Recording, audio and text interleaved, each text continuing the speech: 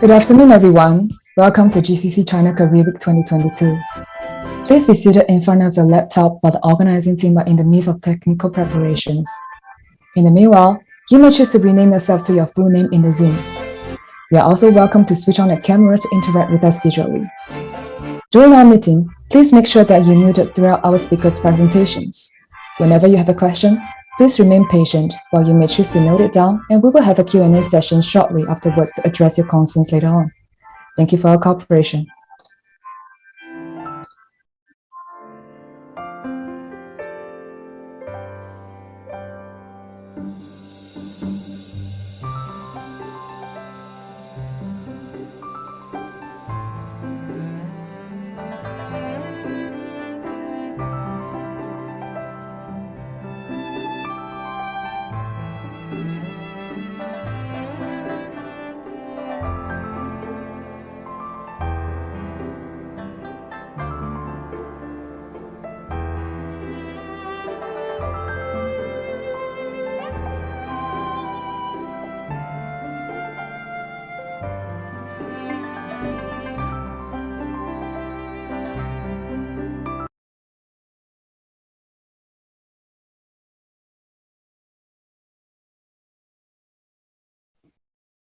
Good afternoon, everyone. A very warm welcome to GCC Career Week 2022. For this week, we have 4 sessions of career sharing in finance and consulting, e-commerce, technology and innovation, and finally, venture capital. Please allow me to introduce myself. My name is Xiao Zhou, and I'm your MC for today. First of all, I would like to thank you all for being here with GCC NUS. NUS Global China Connection is a student-run, non-profit interest group at NUS Business School. We are the only China-focused business interest group at NUS. The GCC China Career Week 2022 aims to expand the horizons of NUS students, helping them to learn about China's economy and industries and how they can take part in the growth and innovations of businesses in China and other regions. In light of the pandemic, we hope that this sharing session would help us all achieve clarity and insights on what is happening in the world today. Today's panel will be focused on finance and consulting. Since China's economic reform, the Chinese market's extraordinary growth and massive potential made China the most favorable emerging market for multinational corporations. Since the 1990s, international consulting groups, including experienced industry elites and highly skilled analysts, have been helping companies to establish their market position in China and develop successful country-specific growth strategies. In the meantime, Chinese local companies are also increasingly relying on reputable consultancies to develop regionalized products and market entry strategies. Today, we are very honored to have with us one of the most reputable industrial leaders, KPMG China. KPMG is a global organization of independent professional services firm providing audit, tax, and advisory services. We operate in 145 countries and territories with more than 236,000 partners and employees working in member firms around the world. KPMG China is based in 31 offices across 28 cities and with around 14,000 partners and staff in cities including Beijing, Chengdu, Guangzhou, Shanghai, Shenzhen, Hong Kong SAR, and Macau SAR. We are also very fortunate to have Mr. Rocco Lee, who took time out of his busy schedules to share with us about KPMG China and its industry. Mr. Rocco Lee is a campus recruiting senior manager of KPMG China. He has previously worked for PwC China and Hong Kong, Bloomberg, and Goldman Sachs with rich experiences in recruitment and human capital management. So without further ado, let us welcome Mr. Rocco Lee to share more with us. Mr. Rocco Lee, the time is now handed over to you. All right, thank you so much. How should I start? Actually, there's a few things that I would just like to ask, first of all, just to make sure what I'm saying is relevant to everyone here. If you can just in the chat box, just type what year you're in and what major you are. And then from there, I can make sure I talk about the right things back at you. And if you don't know how to say, if you don't know how to speak Chinese, also just let me know. But my native language is English. So first of all, thank you for the introduction, and I really appreciate your time and attending this, and I look forward to speaking with you all. Oh, is it just me or I can't see the chat? Okay. Hi. There we go. Okay. It's just that I want to make sure what I'm saying is relevant to everyone. So if everybody is like in year 2, then I can focus more on internship. Cool. All right. I guess all the year 4s already got their jobs ready. Okay. What is ISE? Year 3 business. Oh, okay. Okay. Thank you everyone for typing. Now I'm starting to know the population I'm talking to. Just to dive a little deeper about my history. I started my career at Goldman Sachs. I've covered every single division besides IBD, though most people would say actually that's the best part of banking, but I would question that in some other ways. And then afterwards, I went to Bloomberg, and at Bloomberg, I created their China graduate program. So all the Beijing hires, I was the one who recruited them all. And then when I went to PwC, I helped create the first management trainee program in the Big Four arena. And then now at KPMG, one of the key things I'm doing is revamping our whole internship experience. So I'm glad that there's many different kind of majors here. Hopefully, you guys can listen to what I'm about to say in the sense that, how should I put it? If you don't listen to anything I say today, I just hope that you remember one thing. Finding the right job is like finding the right partner in life. So a lot of times we talk about how do you find the right job, right? How do you find the right teammates? How do you find the right boss? How do you find the right job nature? I think for right now, most of you would have your own ideas, if any. And even if you have any idea, the first question that I would ask you all is, like, how do you know you want to do this, right? There's a few ways that you can. One of them is by doing an internship. Others is by knowing the people inside the firm. But at the end of the day, what is important is for you to wake up every day and then still want to go to work. Because right now, one of the key problems that we do face, especially with the Generation Z, which is most of you, is how do we retain you? And how do we find your strength? Because right now, a lot of the top employers that I work with and that we're trying to find the right talent is a lot of times, a lot of the work that we are doing is changing and evolving. In the past, we may have a job description, right? And then this job description will let you know what you're supposed to do, what you're not supposed to do. But unfortunately, now it's a lot more vague. A lot due to AI, as well as machine learning, we have been able to automate a lot of jobs. So for all those who have some kind of coding experience and whatnot, or macro experience, or VBA, or Power BI, or Tableau, or Ultrix, we welcome you a lot. And if there's one and some of the skill sets that we hope that you can achieve, please go learn how to do coding. Please learn how to do dashboards. Please learn how to do reporting.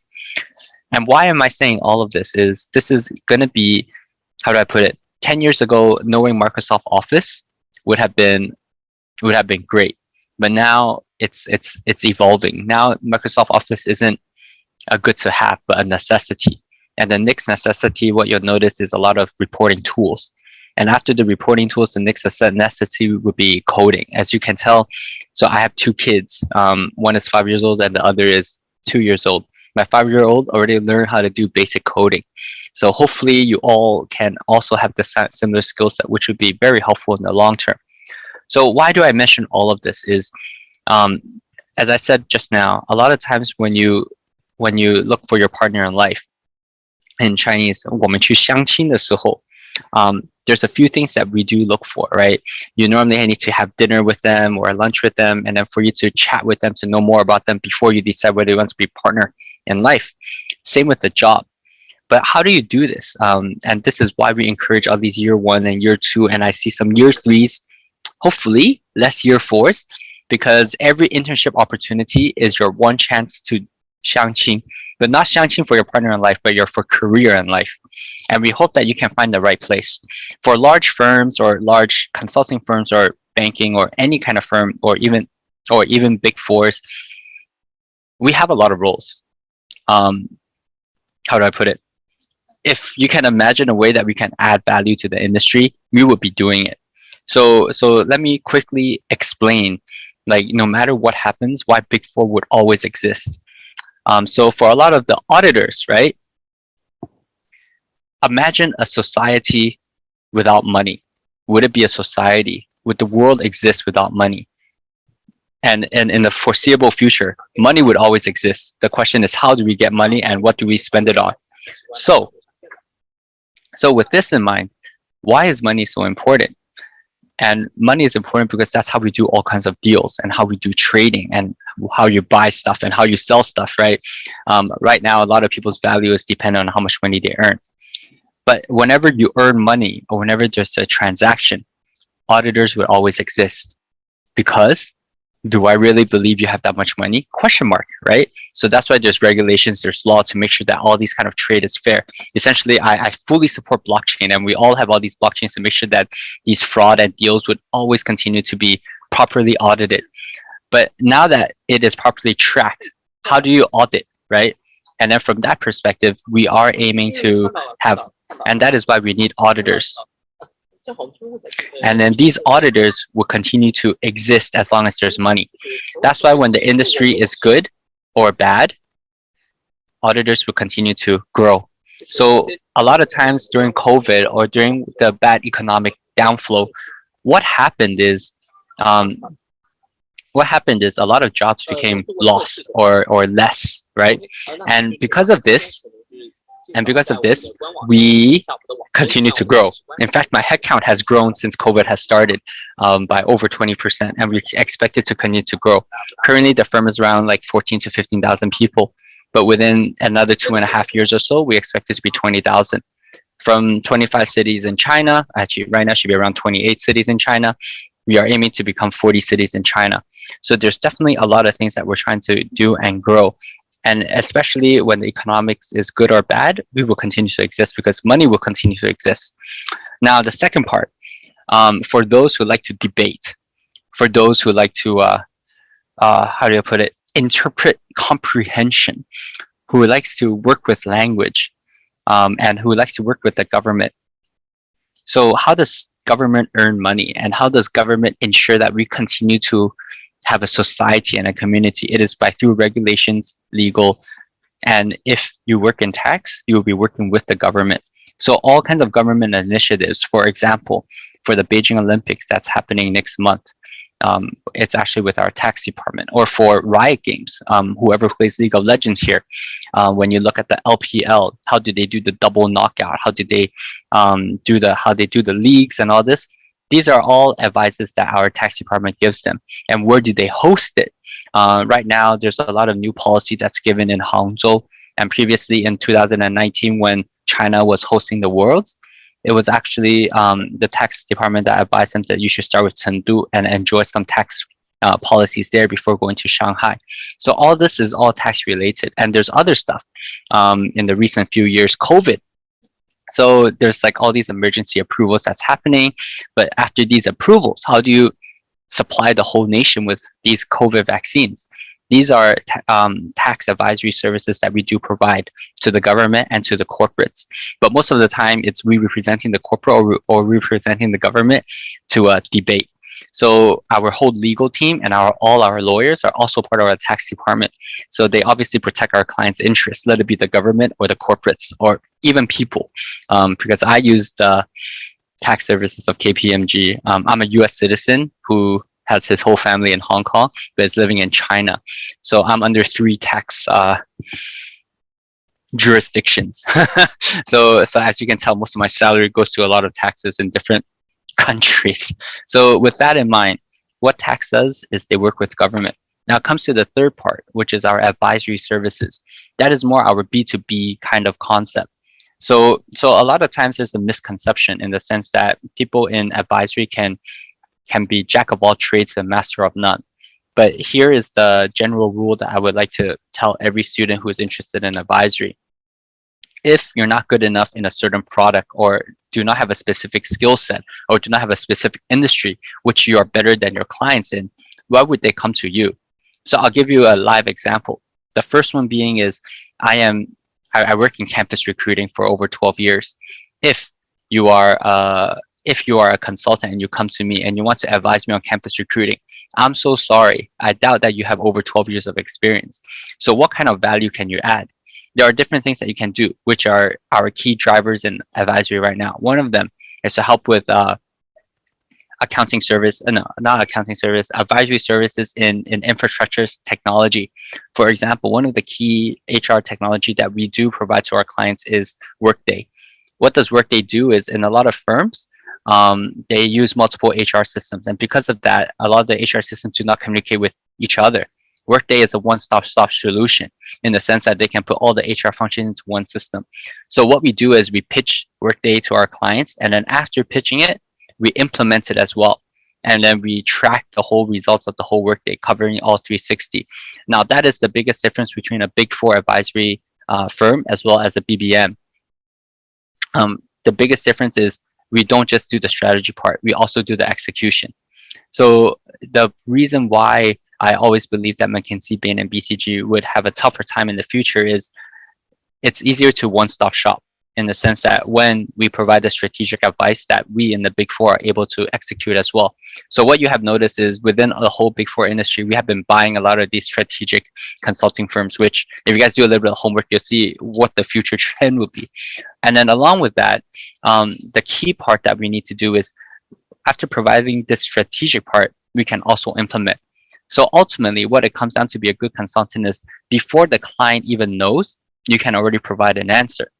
Now, that is what a true strategic consultant would be doing. So going back to my case, where I worked in campus for so many years, then they showed me this new product, Workday. Then they helped me implement this. Then that saves my whole team's efficiency, increases efficiency by 20%, because I stopped doing a lot of administrative tasks that traditionally was used. So what we do in the strategic part is, when our strategy consultants go in, is, okay, right now you need around 1,000 hours to hire one person. But with us coming in, we can help cut down some of your procedures and processes and make it into 700 hours or 600 hours. So it's these things which we then are able to provide advice. But first, you must have a product or must have a knowledge within the industry or a technical skill set that you're better than the client at. So what is important for everybody to know is, if you're interested in advisory, you must know what your specialty is, what your product is, and then be able to grow from there. Therefore, you're able to advise your clients accordingly. So hopefully for everybody who says they're interested in advisory, they can exactly know what they want. Unlike audit and tax, which is one general skill set where CPA is able to be a good identifier, advisory a lot of times involves a bit more soft skills. So working in this industry for so many years, you can look at a few things. The first part being is, working in the Big Four or professional services firm, it's our job to protect the market, to protect the regulators, to ensure that everything is transparent and everything is fair. So we do inspire confidence. And what our goal is to make sure that we are able to provide as clean of a data as possible and as transparent as possible. And that's why bankers and lawyers, they all need to work with us, because we are the one that would audit and the one that would clarify and the one that would ensure that everything is correct in the market. So no matter what happens, no matter how many deals or how many not so many deals happen, we will continue to exist. So the point that I'm trying to remind you all is, Big Four industry, no matter what happens, we are still hiring. If the industry is good, more deals will happen. We have more business.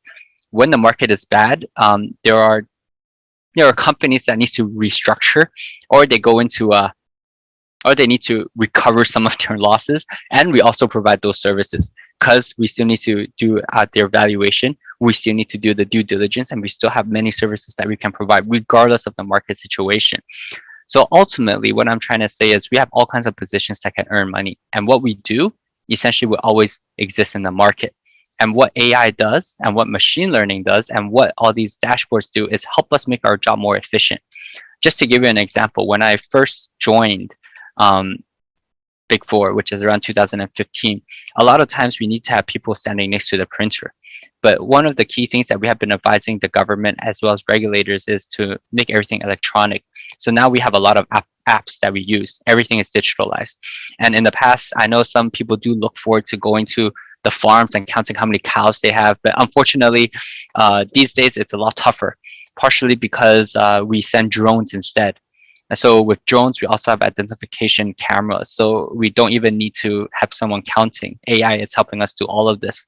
So with the time that we save from counting cows and getting to the place that we need to count cows at, we actually try to look at what kind of value we can provide to our clients.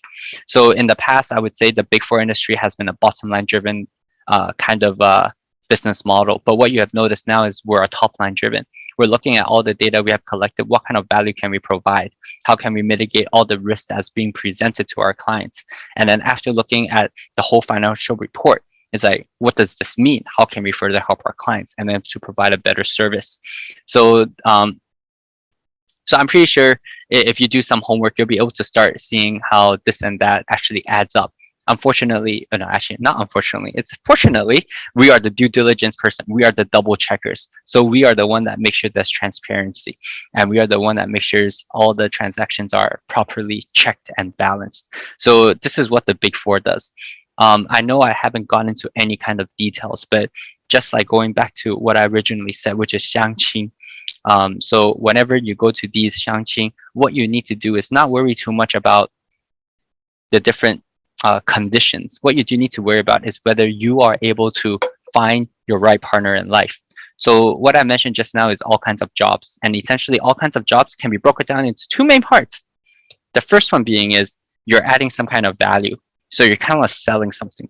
And whatever you sell, it doesn't matter what it is. So for HR, we actually sell people and we actually sell opportunities. And then if you're the business and audit, you're actually selling an audit service. And if you're an advisor, you're selling whatever product. The second way to earn money is to solve some kind of problem, to provide some kind of service to solve some kind of problem, such as, for example, I don't want to go through this many data, so I sell this to someone else and ask them to complete this for me. So a lot of times, that's the second way that you can earn money. So this, in general, is important because it's similar to xiangqing in the sense that we need you to get on the right chemistry. And essentially, after the right chemistry, there comes the first part where there's like the honeymoon phase, and then there's part which is you're supposed to live with them for the rest of your life phase. So once you pass the honeymoon, then you'll see whether you can live them for the rest of your life, right? Same with the job. That's why internship is normally honeymoon phase. Our goal at KPMG is to have you join us and work past the honeymoon phase until you reach the long-term, let's stay together phase. And hopefully you are able to find the right place. Sorry, my intern is looking at me like I'm trying to advise him on life learnings. But anyway, back to you guys. So with that in mind, if you think of xiangqing, sometimes similar to a job and similar to all the interviews, and my best interview advice to you is, hopefully you can have a nice conversation with the interviewer. All interviews are me interviewing you and you're interviewing me, right?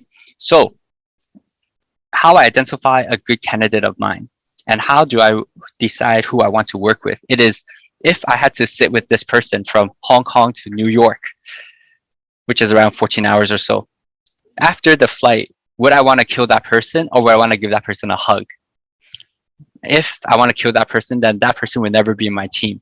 If I want to hug that person, then I would immediately welcome, because there's two things that we look for in people. The first one is, do they know what they want to do? So 相亲的时候, when you 相亲, do you know what kind of conditions you want the other person to have? And the second one is whether the chemistry is right. So as long as conditions and chemistry is right, there should be love. And similar to a job, because ideally every day when you wake up, you will want to go to work. And normally when you want to go to work, it's not because of the job itself, because every job had its good parts and its not so good parts. But as long as you have good teammates and a good boss, then I'm not too concerned. The job itself would be smooth. So with that in mind, there's a few things that I would like to remind everyone again. Everybody, when they go do their jobs, for the first few years, it's going to be intense. Intense in the sense that you would need to OT. But if I play League of Legends all night, or if I go play Mahjong all night with my friends, I don't complain about staying up all night, right? In fact, I volunteer to go all night. Same with the job. If you can work with the people that you want, and if you're doing the job that you want, is it really OT? Is it really that tough? It's not. There are some people who would give up salary and all that to do the right job, but it'll be But the next lesson that I would teach you all is, if you're good at something, you would naturally, if you like something and if you're passionate about it, you would naturally be good at it. And when you're good at it, the market will pay. So with that in mind, it's not important to think about what you want to do. It's more important for you to be doing what you want to do. So hopefully everybody here can use the chance to do more internships and to understand more about a firm and to understand more about the people that you'll be working with before deciding what you want to do and where you want to go. And this is why at KPMG, we do offer internships starting from year one. This is to help ensure that you have the most amount of 相亲机会, the most amount of opportunities for you to find the job that you like and the team that you want to work with. I think one of the key problems right now across all campus recruiting spaces, you are unable to know your teammates until the first day you join, actually, until you complete the training after you join, which is too late for you to make changes. And this is why I encourage everybody to do internships. Because once you are doing internships, then we normally give return offers. And in this return offer, you will be going back to the same manager and the same teammates. So I hope that everybody is able to find the right boss, the right teammates, and the right job. And the only way to do it is doing more internships. And if you imagine internships as an interview, it's just an extended interview. And it's not just us interviewing you, it's also you interviewing us. Because you don't want to wake up every day not wanting to go to work, not wanting to speak with your teammates, and not wanting to speak with your boss. Oh no, I think I said 我说得太快了. I completed a bit early. But since I did complete a bit early, hopefully I can do one more thing before we go to Q&A. And if you guys have any kind of Q&A, just let me know. How do I do this? How do I share my screen? I'm going to share my PowerPoint. And this is because I want you all to follow us on social media, please. So if there's like the second thing that I ask for all of you to do, please follow my social media or the firm's social media. So I'll just leave that there as a 小周. 其实我还要, oh no, is there anything else I need to say or answer, or did I miss on anything? No, it was a very great presentation, Mr. Broccoli. It was very fun to hear that finding the company is like 相亲. It's like first time I'm hearing this. Yeah, it's true though, life sayings. But anyway, yep. Yep. So everyone, please take out your phone and scan the QR codes on the screen. Follow KPMG China's social media platforms. And I'm pretty sure that you'll be able to find more insightful sharings by Mr. Broccoli or his colleagues on these platforms. Yes. 小红书 and B 站 is our unofficial account, so we get to say more fun stuff on it. Yes. Okay, so Mr. Broccoli, although we finished it a bit earlier, I think maybe we can proceed to the next section while we leave these QR codes on the screen. So okay. We will to thank you so much for sharing us so much about KPMG China and all the big fours and the industry. And that was really insightful knowledge and experiences. But now I know that many of you are curious and holding some questions, feeling excited to voice them out. But before we proceed to our next section, we actually have a lucky draw planned for everyone. So for the lucky draw session, this is how it's going to go. Now Infe will share the screen. Yes, please. Thank you. Okay, so this is our lucky draw session. Firstly, you're more than welcome to turn on your camera so that we can see everybody's smile. And I will now invite all of you to open your Zoom chat box at the bottom of your screen and then type in, I love KPMG. Please be 100% sure that you spell KPMG in the correct way, not PKMG or not MPKG or something. So on the count of 3, we will be picking the fastest 5 fingers that enter I love KPMG on the Zoom chat. And for those 5 winners, we'll be having some surprise gifts. All right, so is everybody ready for? All right, turn on your Zoom chat box and type. I'm going to count. Okay, let's do this now. 3. Oh, hold on. Okay, I'm starting to count to 1. 3, 2, 1. Whoa. I love to see this, Mr. Broccoli. Do you like this? All right. Yes, I do. At least I know some people love KPMG. All right. Okay, that's enough, everyone. Okay, so I will be screenshotting the first 5 winners. And those are, let me do a simple screenshot. 1, 2, 3, 4, 5. Okay, I'll be sending the screenshot to the Zoom chat box. And then the winners are Enqi Liu, Guo Lingjun, Zhou Tianyi, Meng Rui Jiang, and Zheng Wanyi. So I've sent the screenshot to the Zoom chat. And for these 5 winners, each of you has just won yourself a KPMG notebook. And for those names on the screenshot, please make sure that you scan the QR code on the screen right now or contact our GCC crew member, Peter, via Telegram. Please also make sure that you provide evidence with the corresponding Zoom names. Okay, so we will get in touch with you for the instructions of the prize redemption. But to be honest, right, I myself have always wanted to have that big name on all of my notebooks everywhere. I'm pretty sure that many of us still think so. So is there any other chance that we can do this that we can win a notebook as well without the total reliance on internet speed? Okay, well, here it is, a Kahoot game. Well, next slide, please. As long as you have been paying attention during the presentation of Mr. Broccoli, you will definitely be entitled to something. But before we do that, I would like to invite all our audience to turn on your camera and be prepared with the biggest smile. I will now invite my GCC teammate Hao Hui to help us take a photo right now. Okay? So everyone, turn on your cameras and smile to us. Is there anyone? Oh, sorry to hear that, Si Xiong.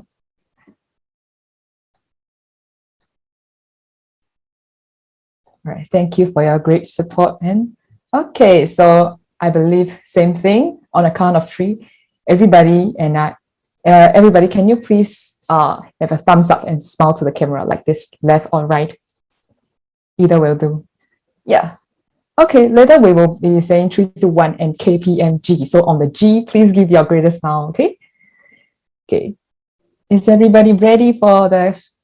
Okay, I want to see more hands and more smiles on the camera. Please turn on the camera and let us see. Okay. Hao Hui, are we ready for the picture taking? Yep, I'm ready. Okay, so 3, 2, 1, KPMG.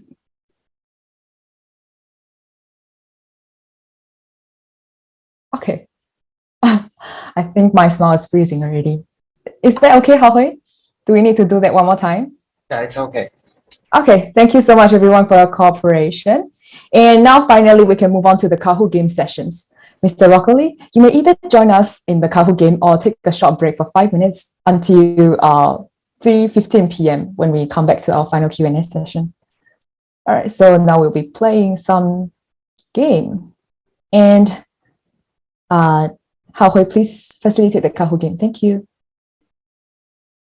All right, so everyone, you can scan the QR code on the screen or go to www.kahoot.it and enter the game pin 4409529.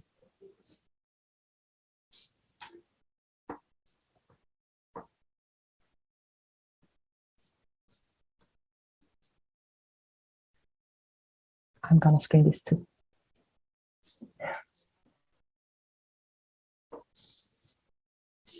Oh, KPMG lover.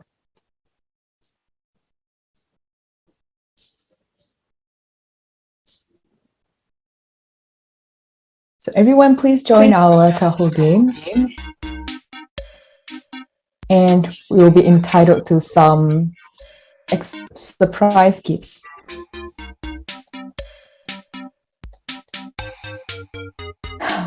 Who is user not found?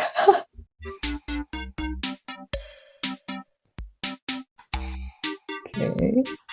I see a lot of us are creative enough. KPMG lover. I hope KPMG loves you too.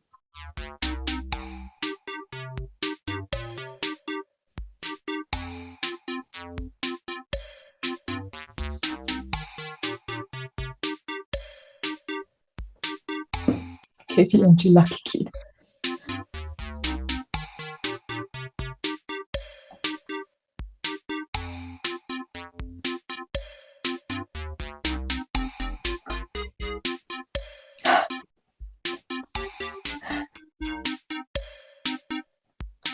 All right, so everyone hurry up. If you have any difficulty in going to this Zoom, please let us, going to this Kahoot, please let us know in the Zoom chat box.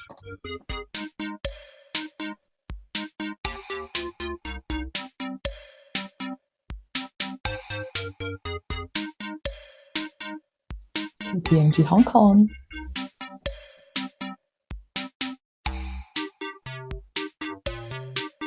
All right, we will wait for 1 more minute for everyone to join us.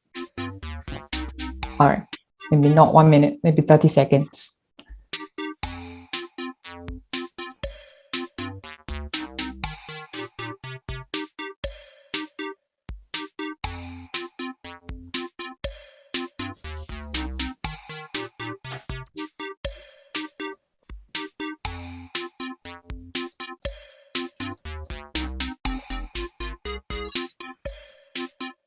All right, time's up. Let's start the game now. All right, so everyone be ready with your fastest fingers.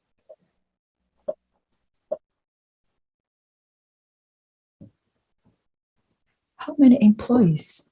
Well, I've said this at the very start of this session. Let's see who have remembered.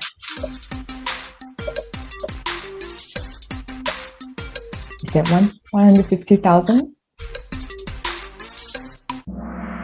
The correct answer is 220,000. So actually, the total number that is most updated on KPMG China is 236,000 employees. So it is a very big firm globally. So it's really a technically big name. Okay, over to our next question. Wow, who is the fast? Ivy and hello. Wow, that's very fast. 900. Okay, next question. Let's see whether you can keep this on. What is CPA? Okay, I think most of us here should be able to know what is CPA since you have joined this finance and consulting chat session.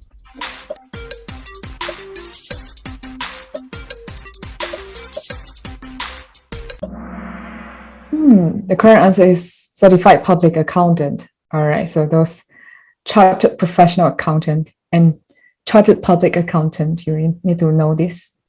Okay. Okay, next question, please. Wow, I see Ivy lost, but Hello has kept it up at the second place. Okay, next question.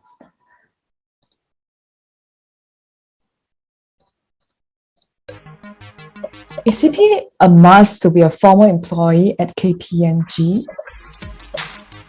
You can take a guess. Maybe Mr. Rockley would have the answer.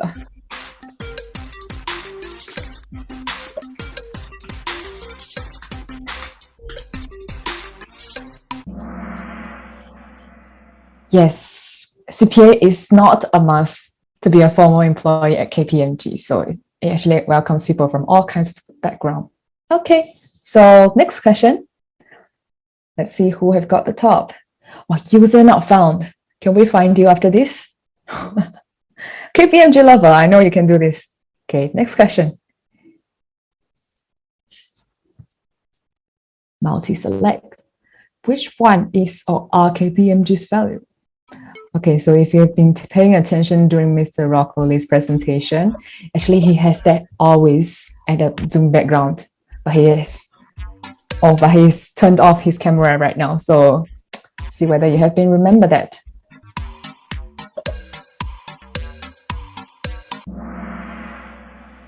Yes, the correct answer is all of them. Right? So I think majority of you have got the answer correct. User not found. Wow, KPMG lover, you have got the highest answer streak of 4. Wow, congrats, man. Okay. Can we go to our next question, please?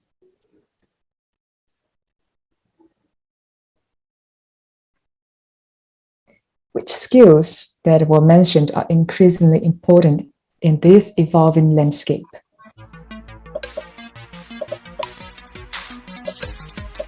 I think this answer, without the presentation, y'all should know that.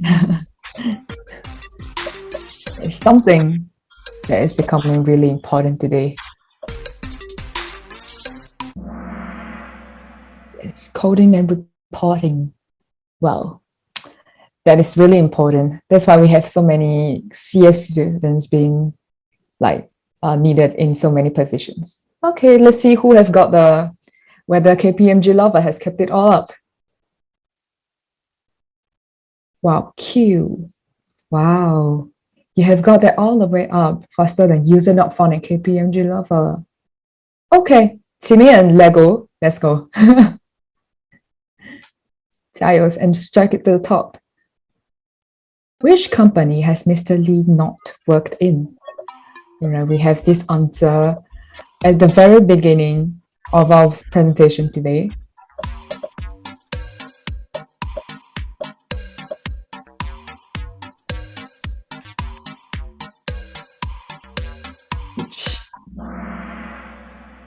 Wow, seems like all of us have been here since the start of the presentation today. So Mr. Lee had experiences in recruitment and human capital management in Bloomberg, PwC, and Goldman Sachs, and that was really very rich experiences.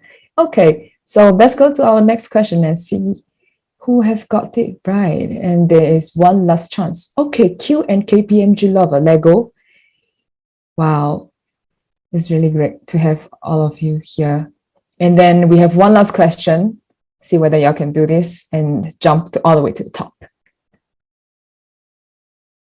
What sets the Big Four apart from other companies, such as the BCG and Ben & Co, as mentioned by the speaker?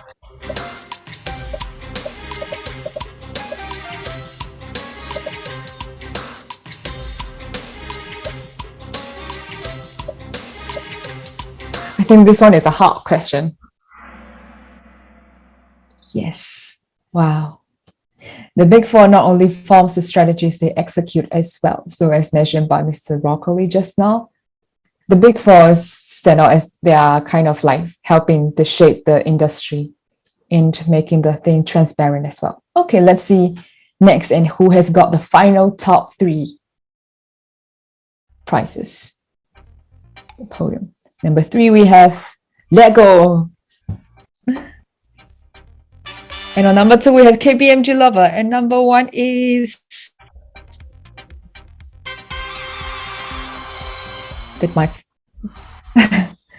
Oh yes, number 1 is Q. Congratulations. And let us screenshot this one. And for these winners, congratulations. Please screenshot the proof that you have got the first, second, or third place. All right. So please make sure that you screenshot this. And for the participants who have not got to the top 3, please also screenshot that your participation is here in the Kahoot game, because we have some participation prize also. Okay, can we go back to our slides, please?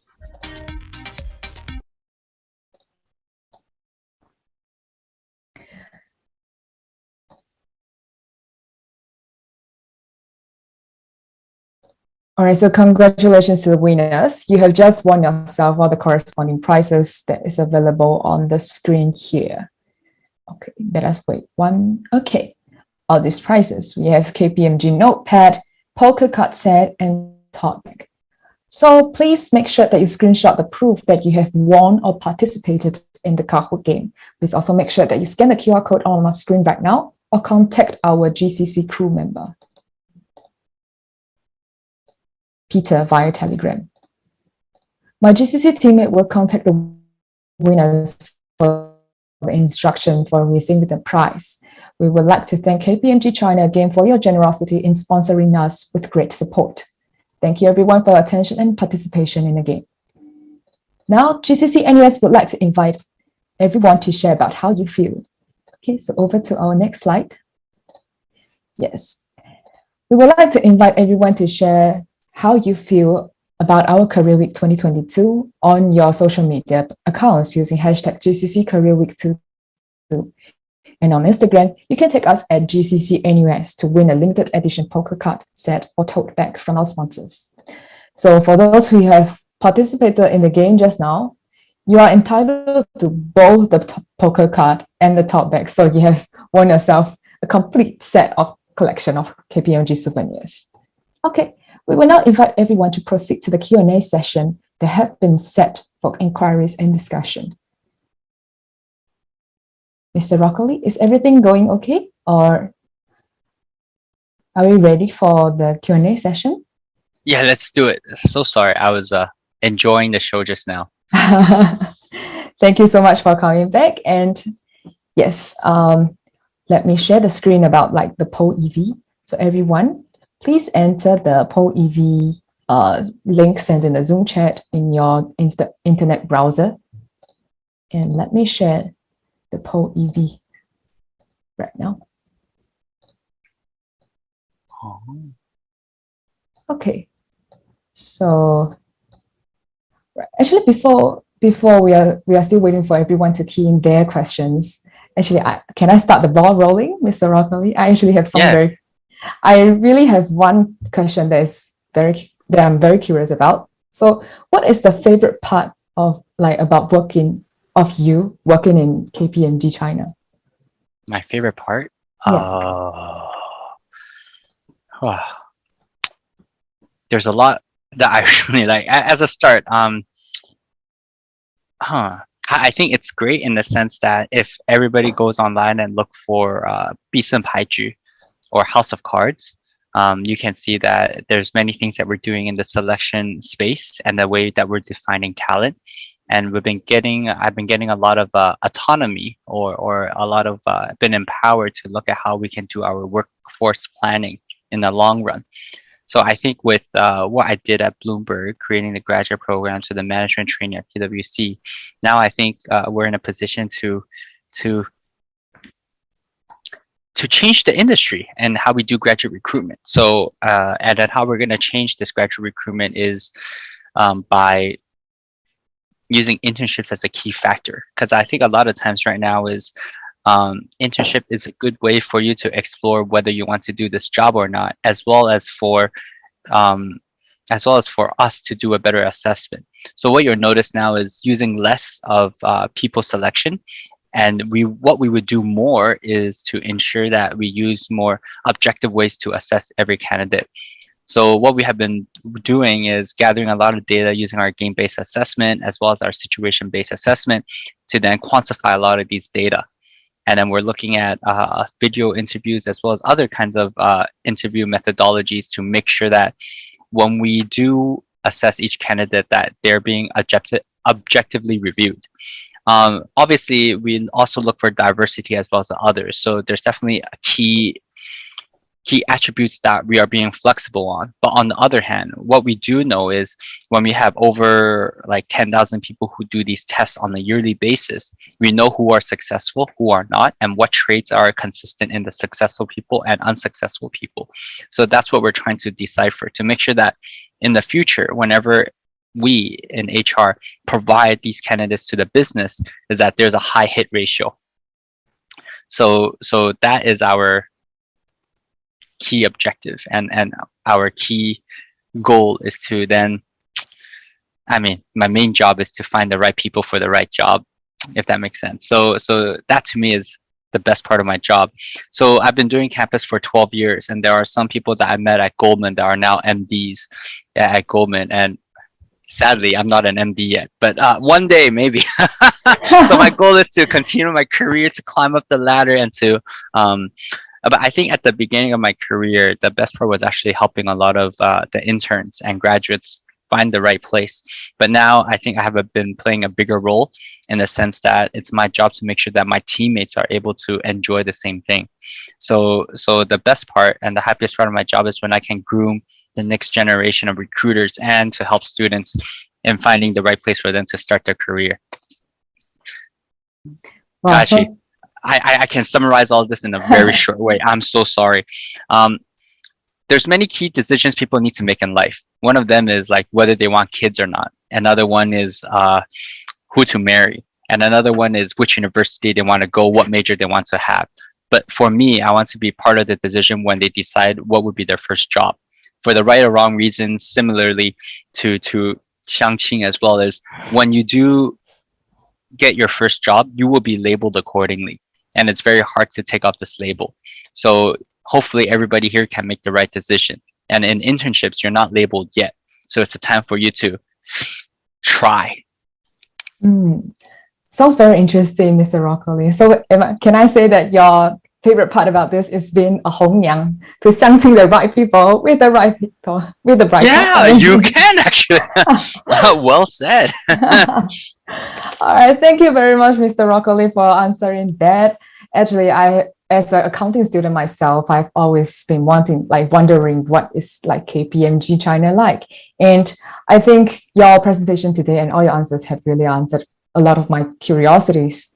Okay, thank you very much. Now let us look at some of the questions that our participants have keyed in for our poll ED. So the first question here, we have it in Chinese. 请问毕马威的攀登者计划怎么进？最看重的是什么能力呢？谢谢。Sorry. Suddenly I translated my head to Chinese. Language mode. Yes. So, 攀登者计划 is what we call base camp, and in fact, that should also answer some other question which I saw just now. It's our program to help students get an experience of finding the right team, finding the right job for them. I think at the moment, a lot of times is I think the traditional way of looking at internship, at least at Goldman when I was groomed, is we look at penultimate year. But the problem with these penultimate years, what do they do in the first 2 years, right? Even at Goldman, I don't even know what is the proper first year or second year internship that people should be doing, let alone penultimate year. And hence why I want to decrease the risk by starting 攀登者计划. You can start from year 1. And in fact, if you're year 1 or in your earlier years of university, we will give you the training that you need to make sure that you have the right skill set to join and get a meaningful internship. So our goal is to help you get the right skill so that you can climb up. So that's why in English, we're called base camp. It's where you can start your whole career, because we believe the whole career is after you graduate for 40 years or so, or before you retire. Hopefully you all become very successful and retire in 10 years. But unfortunately, most of us are not that lucky. So in this 40-year journey, your university life would be what we call base camp for you to prepare. And then during your whole career itself, it'll be you as a 攀登者 climbing up the mountain to reach the peak. And hopefully that what you'll notice is in our slogan this year is like together with you. And hopefully you can climb this mountain with us, helping you climb. And then we start off from base camp. Hopefully I explained 攀登者计划 in a good enough way. But now you get the whole piece and pieces together.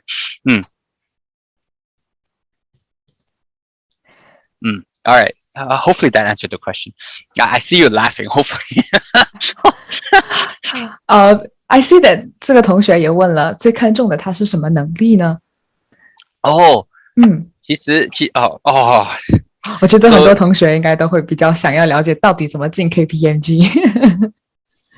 可以的。Actually, the easiest way for me to say this is in the future, what you'll notice is all the technical things, AI, as well as I don't know, big data will be able to answer all the technical things. Essentially, we should rely on AI to do it. So the key skill set that we look for going forward is your ability to communicate. I guess the easiest way to explain all of this is if you're the smartest person in the room, but everybody else don't understand what you're saying, to me, you're not any better than the dumbest person in the room. So as long as you can communicate your ideas and your ability and what you can do and what you're trying to demonstrate, then that's what we're looking for. And that would be a key skill. So I think in this generation, especially in the Gen Z, it'll be like how I play League of Legends. Many times they're used to typing, but everybody have a role that they need to play. The ultimate question is, do you know what role you should play? Like for me, I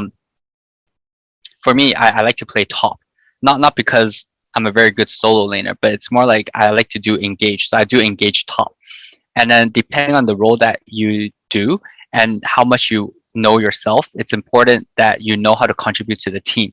So the second part in the skill set is, after communication, is your ability to know what role you should play inside a team and to have project management skills. In the past, a lot of things you need to do it by yourself. So right now we always have these shared service centers and AI that can do a lot of the grinding work for you. So what are you going to do with these data and how do you manage the AI? Because AI, you still need to input the information. it only has ability for, you know, the how well your information is inputted would be how well the value that the AI can help you produce. So if you don't even know the foundation, AI won't be able to help you. Similarly, in a lot of the processes that we work in, you must understand how it works in order for you to fully utilize it. So project management skills and your ability to know yourself and how to work inside the team. So these are the three main things that I think would be the key skill set. Let me repeat to 这位同学 again. So Mr. Rockley has mentioned about communication skills as the first and most important skill, one of the most important skills, and then being a team player and knowing what role you need to play, and thirdly, the ability to utilize all the technology today, and then project management to be able to utilize what resources that you have, right? So thank you, Mr. Rockley, for answering that question. And let us look at the second question. Does KPMG have any program for year 1 and year 2 undergraduate? Base camp, 攀登者计划. So as long as you're a student, we welcome you. We have no limitations. All right, so everyone, you can start to Google 攀登者计划 of KPMG and then go and take a look about it and then see how you can boost your resume to be able to fit in that. And I think you need to go and figure out what kind of skills you need to improve yourself on. All right. So thank you, Mr. Rockley. Let us look at the third question on the roll. We have 2 ups. So how common is it for NUS or NTU students to work in KPMG Hong Kong? How common? As common as you want it to be. First of all, you must first apply. I mean, a lot of times it's when you ask a girl out, if you don't ask, you'll never have the chance. But if you do ask, at least it becomes 50-50 because it becomes a yes or no question. So from my perspective, how common it can be as common as you want it to be. Yes, I think so too. 就是来相亲，你要先去相亲的地方，然后才会有相亲的人。Is that am I right to say that? Yes. So I think everything starts. But I'll just like to add on to this. So just to give you an idea, I think at KPMG our ratio is quite similar to most of the big fours. So we have approximately like 70,000 applications, and we hire around 2,000-ish people. So many times people would like to play the math game where they say, okay, if every 100 people we hire, like, I don't know, like 7 or 3, which one should I apply to? Because maybe another department has like 50 people, they hire 3 versus another department. But the ultimate thing is, how do I put it? Don't try to play the math game, because there are a lot of people who knows what they want. And when they know what they want, we would know why they want it and what they want. And because they know what they want, I would be likely to go with those who would know what they want. So if you play the math game and just go generic, then unfortunately that won't get you too far. Because our key goal in our whole selection process is essentially to see whether you know what you want, and to see what you want is something that we can give. Because it will be unfortunate if we give you something that you don't want, then you won't be happy as well, and you won't stay for long. Because the firm invests a lot in each of our people, as until they get their CPA, until their manager, it's actually still the firm's investment. So from our perspective, it's most important for us to find the right spot for you. The whole interview that you'll notice, or the one that we are creating, is to make sure that when you join, it's what you want. So going back to your question, if you know what you want, then you don't need to worry about application number. You don't need to worry about how often, because that is exactly where you want to be. And then it would show once we have the chance that is exactly where you want to be. Thank you, Mr. Rockley. Actually, I see some of the questions relating to territories, like this one is questioning about KPMG Hong Kong, and this one is questioning about Yunnan, and this one for non-PRC students to apply intern at Wait, KPMG. hold on. 我们云南有没有 office 啊？没有，云南没有 office 啊。但是 no, but actually all our offices are hiring, because our biggest growth are actually in our regional offices at the moment. Right now we're like at 28 over 40. Maybe the remaining 12 would have Yunnan in the next 2 years or so.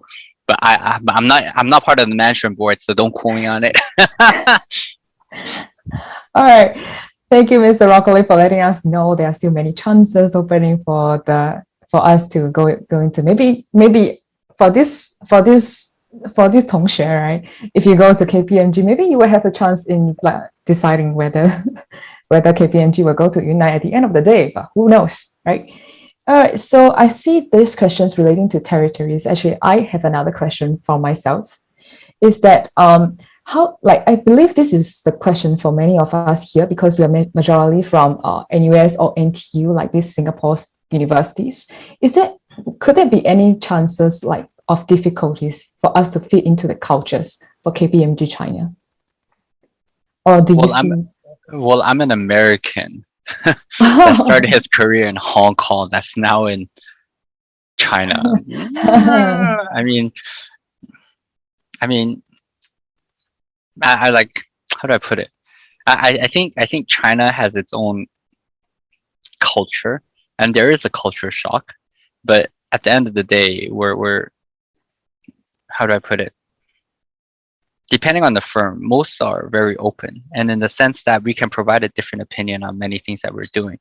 So, I mean, culture-wise, I think. At the end of the day, it's a multinational company, right? Yes, but to be exact, in the Big Four, it's a network of firms, so we're all member firms. So China is still China, but I really don't. But I think, how do I put it? There's a few things that I'd like to mention. It's working at such a big firm, we have all kinds of people. And even within China, there's different kinds of culture, right? I'm sure most of the people here are from different parts of China or different parts of the world. And everybody has their own culture. I think what's important is how we can not unite, but how we can leverage each of the culture and the strength of each, because everybody has grown up in a different way. So whenever everyone has an idea, they have their own perspective, their own 亮点, and their own way of solving problems. I think there's two things that needs to be said and done here. The first part being is each person should be given the freedom to solve problems the way they see fit. So not to be micromanaging, especially for the Gen Z, because they have many ideas, and some mistakes should be made. I mean, the best way to learn what not to do is sometimes by making it themselves and then suffer the consequences, assuming it's not some big mistake. And then the second part is in a team, I would never hire someone that thinks like me or thinks with my kind of logic or philosophy, because from my perspective, I need everybody that directly reports to me to have something better than me, to have something different from me. Now that way, whenever we go to our clients, we would have said we shot this from every single possible angle, and yet this is still our idea. I think that would be key in any kind of proposal. So that's how diversity it is, right? Yes. Oh, actually, I just saw 996. All right, thank this question. Sorry, I all I'm gonna say is there's peak season and there's low season. So during peak season, it's busy, but during low season, we're quite xian, we're quite free. So how do I put this? So I mentioned earlier about playing mahjong and playing LOL all night long. If you're doing what you want, I'm pretty sure it's not really count as OT. And if you're with people that you want to work with, I'm pretty sure that's really not OT as well. But during peak season, I would say hours are bad. But during low season, you're actually, how do I put it? If you're in your junior grade, I mean, every year you're given up to 2 months to be studying. I think not many jobs would pay you a full-time pay to study, right? But you get 2 months of that. So if you balance it by the week, yeah, sometimes it'll be like hell. But if you balance it throughout the year, then I question, because each person's utilization during A grade is around 70% or so. So that means 30% is done for your own self-development or your own annual leave, etc., etc. So I think in a year, if all the hours are available, only 70% is being used. So I won't really call it 996. But I would call it maybe during peak season, it's like I don't know, 90. you know, but during actually 9、12吧, but during slack season, I don't know. Probably it's not even likely there'll be 6. It'll be like 5 and 4 because you need to study, and it won't be 9点 because most of our starting time is normally like 10点多. And I'm pretty sure it's not 9点下班 because I need them to go eat dinner with their boyfriend and girlfriends to make sure they still have a life. So it'd be like 6 p.m. So it really depends on what month it is. So for this 同学, I think you have an answer right now. Let us go to our next question. Right. Anyway, this part always makes me so like angry in the sense that 在知乎里面，他们只说我们的 peak season， 从来没有说我们的闲的时间。大家只看好的，不看好的。对啊。All right, let us go back to our top questions that has been supported by 3 of our students. How valuable is ACCA certificate for getting a KPMG internship? So ACCA to me is a entry method for those who are not accounting majors. I think no, a lot of times when non-accounting majors, they will need to go through our conversion program. If you do have an ACCA, you get to mitigate a lot of those additional classes. So what is a conversion program and why is ACCA? I won't call it.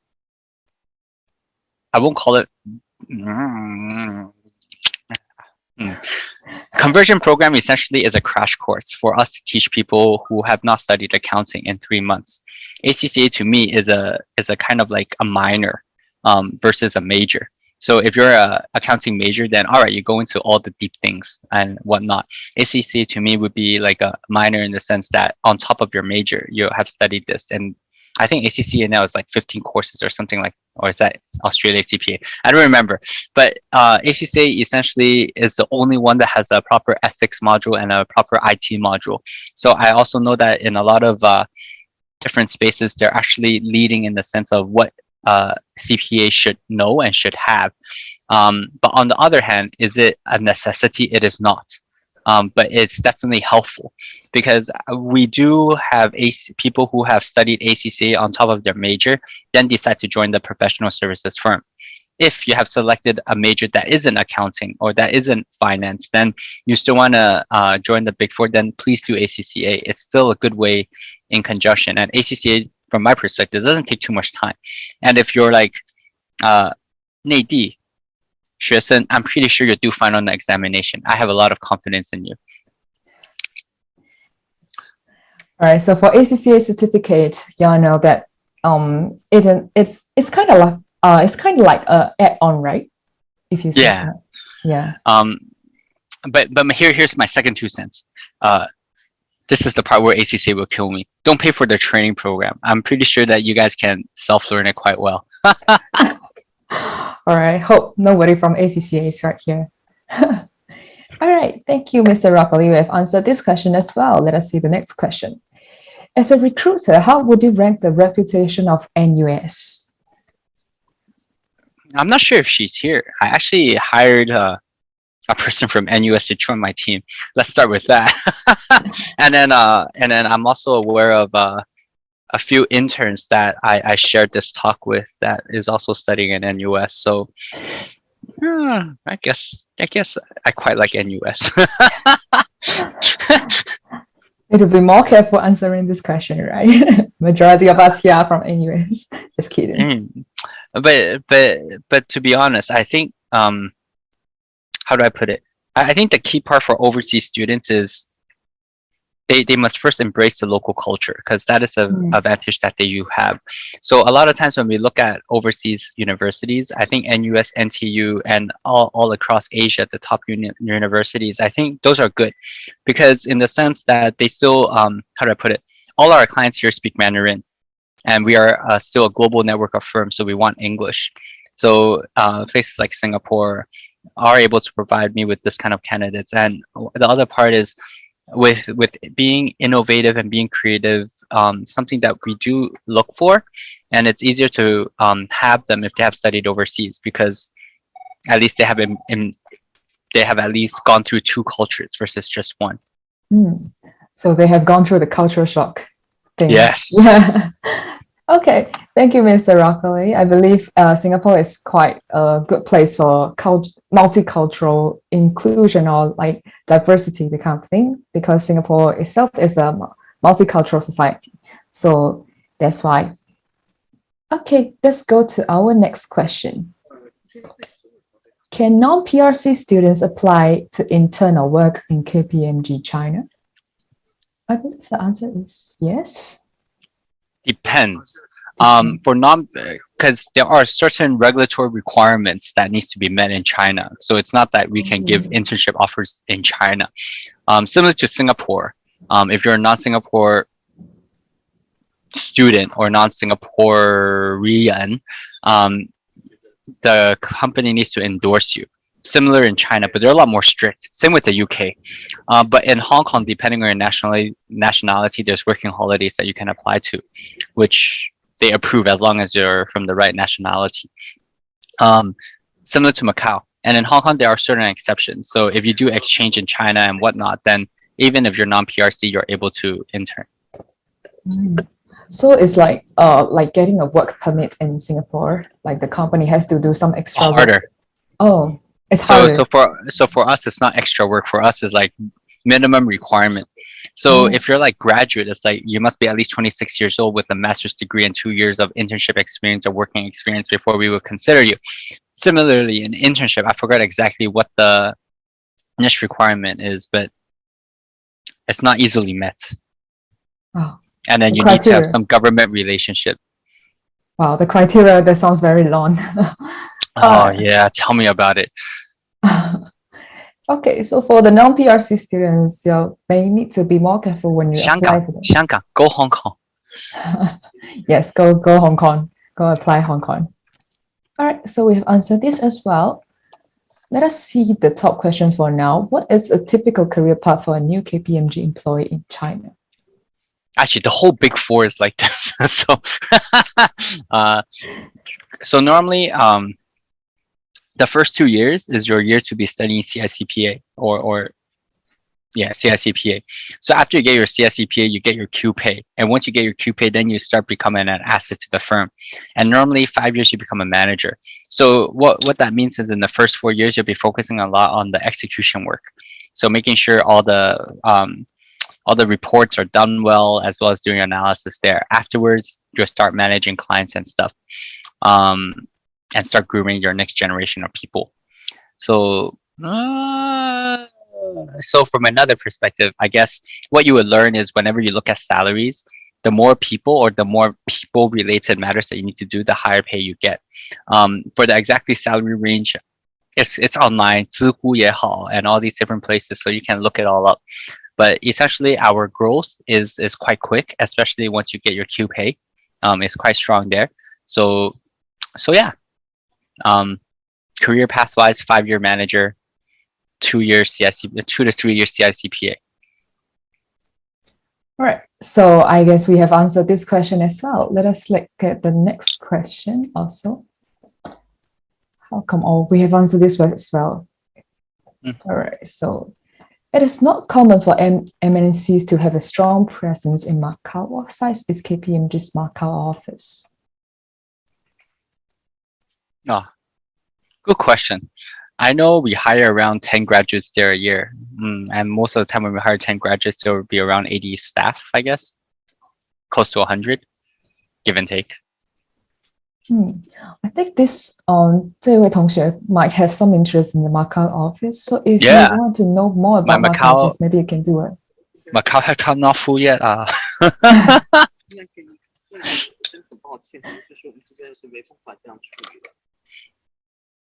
All right. So for the Macau office, 这位同学 might want to do some more research online, or maybe is there any way that they are able to contact with KPMG? That's my WeChat. Oh, yes. In the chat. Everyone, y'all can go back to the Zoom chat, and then we have a KPMG. 都来关注 KPMG 的那个the picture. Y'all can go in and scan for more details about like each office or whatever info that you'll be able to find it in the public internet. All right. Let us move on to our next question. how much related prior work experience does it require to be an intern at KPMG? If we hire first years, I'm pretty sure it's a blank piece of paper for their CV. So none. How about like maybe year 2 or year 3 students? Like what kind of experiences do you actually look for in their resume? Indifferent. I mean, how do I put it? If they found the job that they like, they probably don't need to continue to look for interns, right? So they should be getting return offers back to do more interns. So for multiple people, I think the key goal that I'm trying to find out is whether you really want to do this job or not. But don't get me wrong. Just like when you start dating, it's not the first girlfriend that you marry. Maybe it's the second, maybe it's the third. Some are lucky enough to get on the first try. So there's no such thing as irrelevant experience, because even if it's not the right internship for you or the right place for you, you can let us know that journey on how you came up with this decision. As a very experienced recruiter, when we look at a CV, we can determine these things quite quickly. So hopefully you're able to let us know the whole history, because I know people who think it's irrelevant and decide to take it out. But even being a waiter, you know how to do customer service, right? I mean, I haven't been a bad customer, but I know of some bad customers, right? So it's these things which how you manage, because it is a life skill that you do need. So prior work experience to me is just put what you have, because we're looking at you as a person, and then sometimes it's you lack the opportunity versus actually not having the skill. And that's why we do a lot of game-based assessment prior to letting you go through the whole thing, so that we have more objective data. Anyway. All right. So thank you, Mr. Rockley. Let us see the next question. I've noticed that KPMG organizes many 宣讲会 in Chinese universities. Are there similar events for overseas universities? I believe this is one of the 宣讲会. 对啊，我们也做啊。But for our offline ones, I think it's a lot cooler because we go there and play games with them. Because I don't think telling you guys about KPMG culture or telling you about what the business does is a very effective way of teaching you guys. But if we can create scenarios where for 20 minutes you're an auditor, for 20 minutes you're a tax consultant, and for 20 minutes you're a consultant, then that's a lot more cooler. So yeah, I wish one day we can fly to Singapore and host one like big show. But unfortunately, COVID is a good friend of ours. Yes, GCC also hope to have Mr. Rockley here, but very unfortunately, we have to do all this online. Yeah, we hope that in the future we can have a chance to invite like KPMG's colleagues over to here for us to have what's that called, games or those scenarios for us to play. Look, maybe you can follow GCC or KPMG's social accounts for more future updates. All right. Thank you for this question. And let us look at this one as well. As China's economy gradually slows down, is 内卷 a serious problem in KPMG? I think this one refers to economic growth, right? So, Economy is actually doing a lot better than you think. I think some of the key data that you notice is in 2020 was the highest amount of IPOs done by a lot of big four firms. A lot of people, I mean, because of COVID, for right or wrong reasons, there has been a lot of stimulus that's been coming out, and essentially people are fully leveraging on all of this, from small companies to different kinds of boutique, what you call it, government supporting funds, essentially are helping with a lot of our growth. So actually our headcount has been increasing dramatically, too much for my team to take. As you can look, if you ask any of my teammates, they've been OTing like hell trying to fill the headcounts. So I'm pretty sure our business is doing well when they want people. Yes, I believe that nowadays, as the pandemic is like kind of getting better, slightly getting better, the control wise will be, the government will be helping many businesses to grow back. And then I believe there will be still many opportunities open for us and as well as other firms, consultancies. All right, thank you for this question. And let us look at the next. Oh, this is a fact question. Does KPMG's Hong Kong office deal with projects outside China? Yeah, actually, we're a global firm in the sense that there's how do I put it? There are a lot of companies who wants to leverage our China market, and then hence the IPO in Hong Kong, or in general, Hong Kong is still a global financial hub. So, enough said. So yes. All right, thank you. I think this question is a very simple answer. All right, let us hide it as well. Is it possible to join the KPMG office in Singapore first and then transfer to Hong Kong or China office? Yes, but I think the key part that you need to remember is wherever you start, it's just like your first job as well. You will be building your network in that city or in that region. And as you grow from your whole career, it's important that you keep this relationship. So if you do plan on starting your career in Singapore, I'll be like, okay, but when you come back to China, for those who started in China, they would have 2 to 3 years more, not head start, but more of a larger network pool that they can leverage. So when I come to China, the first thing is I need to rebuild my network, which is takes time. So yeah, so that would be my 2 cents, but it's definitely common. I think in KPMG, for you to do your transfer it's around 18 months with good performance, etc. So yeah, it's possible. But it must take someone's courage, right, to cut off, not as in like cut off, to restart somewhere else. But I guess there's pros and cons. As long as you weigh it according to what you want, then sure, why not? I've seen this related question that's coming up.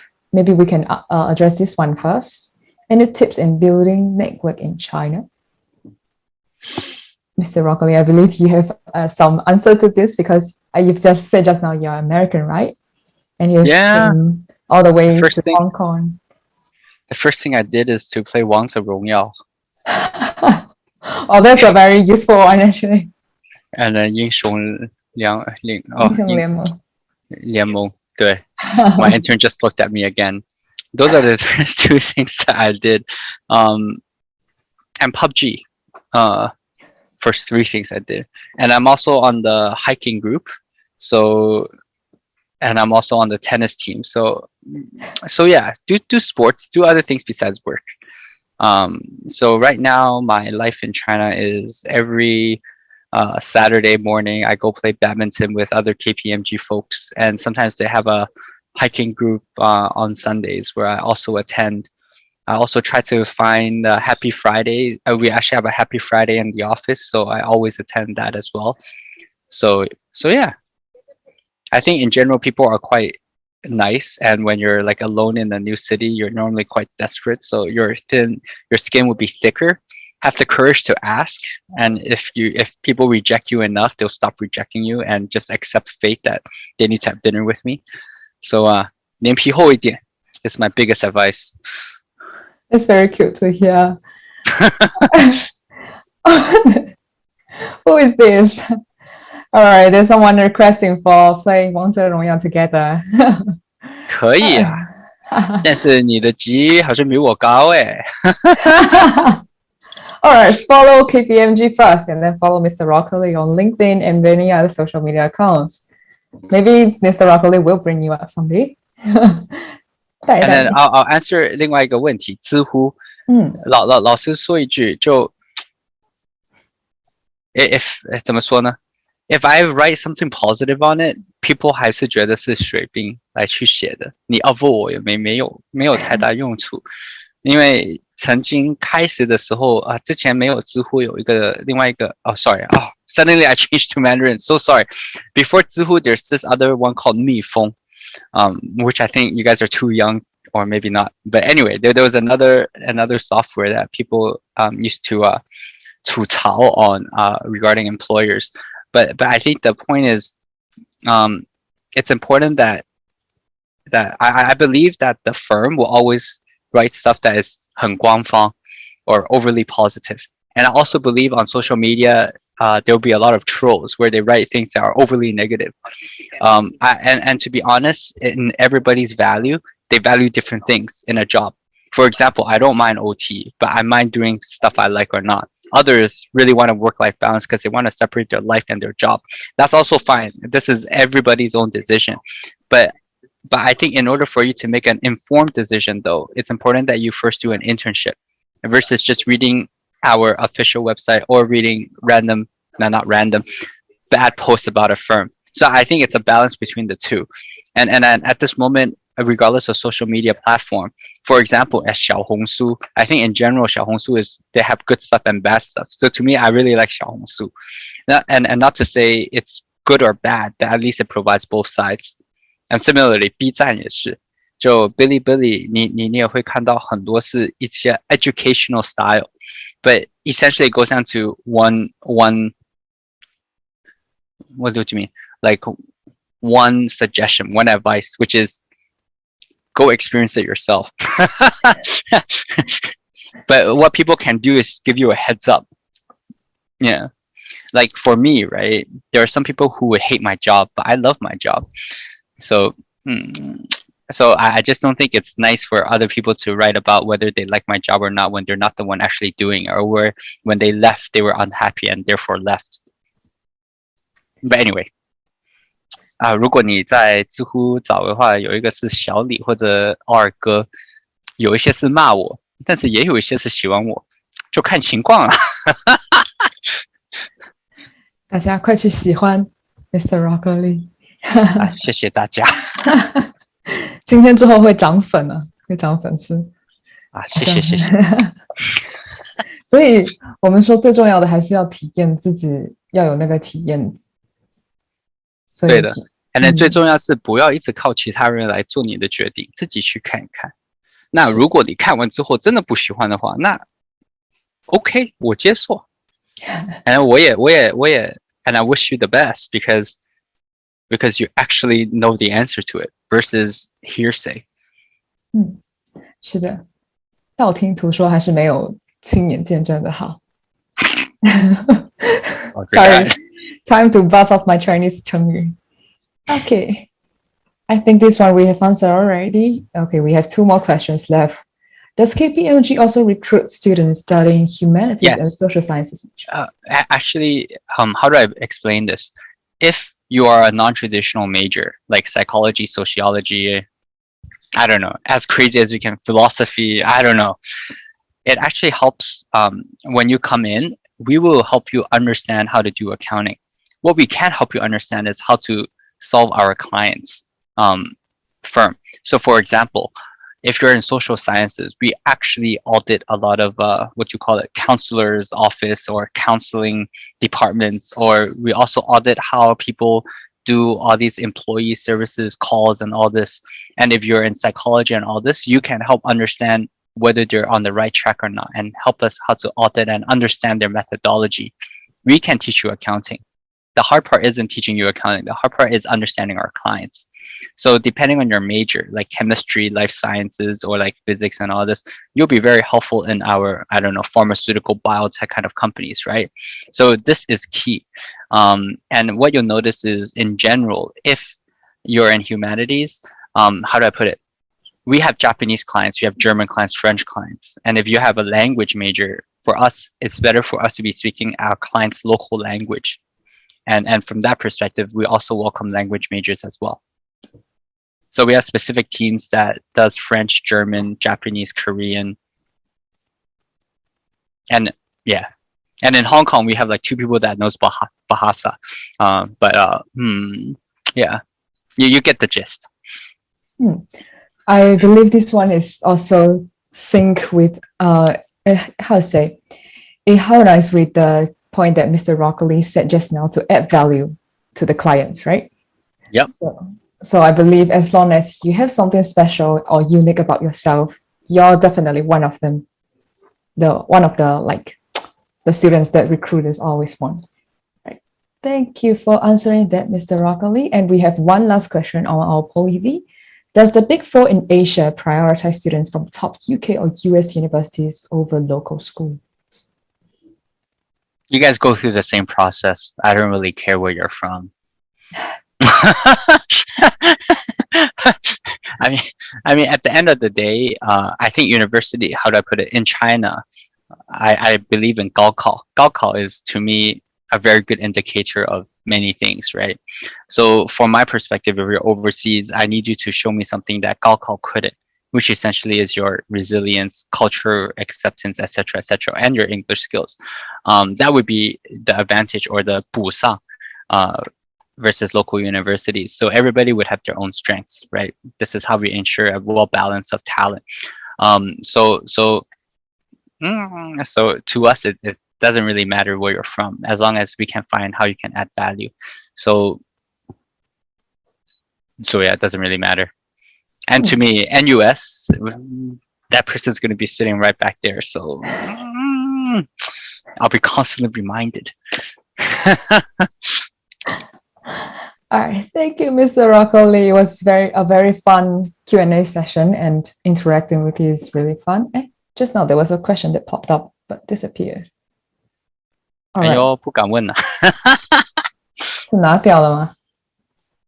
Okay, I think if that is it, if no one is going to add any more questions on the poll EV, maybe we can come back to our Zoom session, and maybe let me stop sharing for a while. All right, so we still have a little bit of time until 4:30. So if anyone still want to raise your question but did miss out the poll EV chances just now, or maybe you have asked the question but you want to clarify some more, you're actually welcome to raise your hands using the Zoom function, the virtual raise hand function in Zoom, and then we will call upon your name for you to unmute yourself and clarify some more. Okay, I see one hand up. Tzu-en. All right. Hi, Tzu-en. Can you please unmute turn on your camera and then introduce yourself to Mr. Rockley? Hello, can you hear me? Yep. Yeah, right. Actually, I'm Tzu-en. I'm from NUS. I'm doing business. So actually, I'm Singaporean, so I'm probably not gonna ask too much about like working KPMG inside like 大陆里面在 KPMG 做工. So I'm just wondering, in terms of, I mean, KPMG versus the other Big Four, I would say the Big Four, they're pretty much quite similar in terms of structure and the things they do. So could you maybe just explain to me, or maybe just point out something that KPMG is, how different KPMG is in relation to the other Big Four in terms of maybe say culture or like career, or like not really on compensation, but just more of culture. Yeah. Okay, compensation. I'll answer that too, just for fun. Okay, sure. So I think every year, Big Four, our salary gets shown publicly already. So Yeah. that should be quite easy, in the sense that what you'll notice is we also go by distribution curve. So 75% of our total population is from like rating 3. Remaining 20 to 25 is rating 1s and 2. And then you can see how we emphasize our compensation on top performers. That's a start. Second part is our QPay levels. So hopefully go online, look it up, who is the highest, who is whatnot. And that's the second part, which you can look at how we emphasize on our internal grooming potential.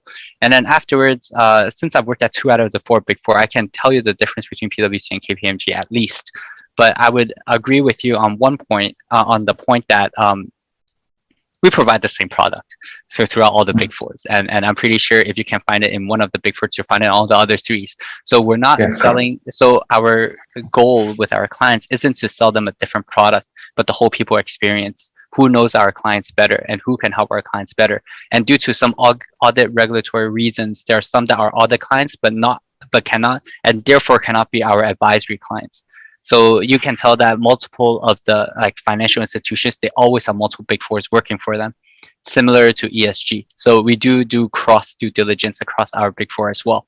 So what I'm trying to say is we are the same product across the Big Four, but the people that we want is actually very different. The words we use, the language we use, and the mindset that we have. To give you an idea, the recovery rate for PwC and us is very different. At PwC, if we do recovery rate of 18% or so, that would essentially break even. And as long as it's above 18%, they'll take the job. But at KP, essentially our minimum, if it's below 30%, then we need our PIC approval. So that means most of the jobs that we take have quality, while PwC runs on quantity. So this also brings up a second point, which a lot of people, it depends on how you want to grow your career. For example, if you tell me that you're only interested in being in this industry for 3 years, then I would tell you to go PwC. The reason being is every day you OT a lot more. You get a lot more projects done. And hence, if every day you work an extra 5 hours, then 3 years later, your market rate would be higher.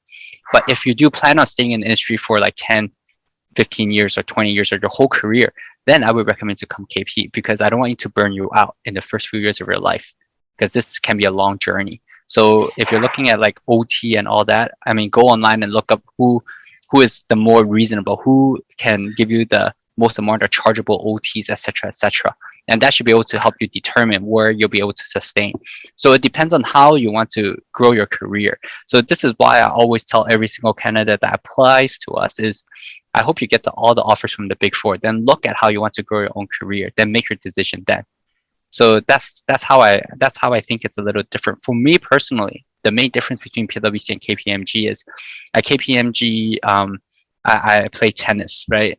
And then at every Friday, we have 2 hours where we go play tennis, and afterwards we go out to have drinks. Yeah, and then it's quite a chill way to pass time. But when it goes to competitions, we don't even send the best players to play in the competition. We just send people who wants to play, who wants to have fun. But then at PwC, what they do is 3 months prior to the competition, they form the best team and they train like 4 times a week. And then after they compete, they like go back to their own work. But they also win. But when I came to KPMG in 2020, we won, beating PwC. But anyway, that's a separate competition. I mean, that's a separate story. But yeah, so I would say there's not only one kind of winner, but there's different ways to win. So I think depending on how you want to win, you should be joining which of the Big Four. Okay, I see. Thanks for the answer. Yeah, product-wise, we are the same, but people-wise, we are very different. And then you can see it from how we earn money, the policies that we have, etc., etc. All right. Thank you. All right, that's all I have. Thanks a lot. All right, Thank you for the question. All right, hope this question, hope Mr. Rockley has answered questions of many. Actually, I have also wanted to ask that, but Zhen asked for me already. So thank you. No problem. All right. All right. Yep. Anyone else have questions? Yeah, you're more than welcome to raise up your hand, and then you can actually turn on your camera and speak to Mr. Rockley face to face. Or Mr. Rockley, do you have anything else about KPMG China's culture to share with us? More about badminton and LOL, maybe? Well, I gave my WeChat. I mean, if you're a bit shy, it's okay. Just add my WeChat and ask me there. I think that would be a lot easier for everyone. So with that in mind, I guess I should thank you all for letting me speak with you all today. Has been fun. You're an awesome host as well. So credits to you. Thank you. And thank you for all the questions. Today was definitely good. And I also played the Kahoot, by the way. So I was KPMG lover. But unfortunately, I didn't get first place. So 我刚才觉得有点丢脸. But but anyway, whoever the winner is, 恭喜你，恭喜你。要是 Mr. Rockley 拿到的话，就说明说其他人没有好好听哦。Great job, everyone else. All right. I think if nobody else has any question, we have actually come to the end of our Q&A session. And Mr. Rockley, I thank you very much for coming for today's sharing for China Career Week 2022. It was a great honor to have you here with us today and share so many things about KPMG with us. Right. It was really insightful to learn more about KPMG China, especially in industry and finance and consulting. And it was a really the most important, like the most fun part about this today's sharing is about Xiangqing. Hope so. I hope everyone today has learned something different. And thank you everyone here for your active participation as well. We hope you have learned much more from the speaker's presentation today and from the Q&A session. We actually have 3 more events coming up later this week. Please refer to GCC NUS LinkedIn, Tele, or WeChat channels for further information. If you are interested in other sessions but you have yet not to register for other panels, you are more than 100% welcome to join us on these days using the same Zoom link sent to you in the invitation email. Right, have a great day ahead, everyone, and we hope to see you again at future GCC events. Mr. Ragoli, thank you very much. All right, thank you, and I guess bye. Yeah, and everyone, please use the Zoom, the picture sent in the Zoom chat by GCC 小助手 to follow Mr. Rockley or the KPMG's channels for further updates in the future. All right, thank you, everyone.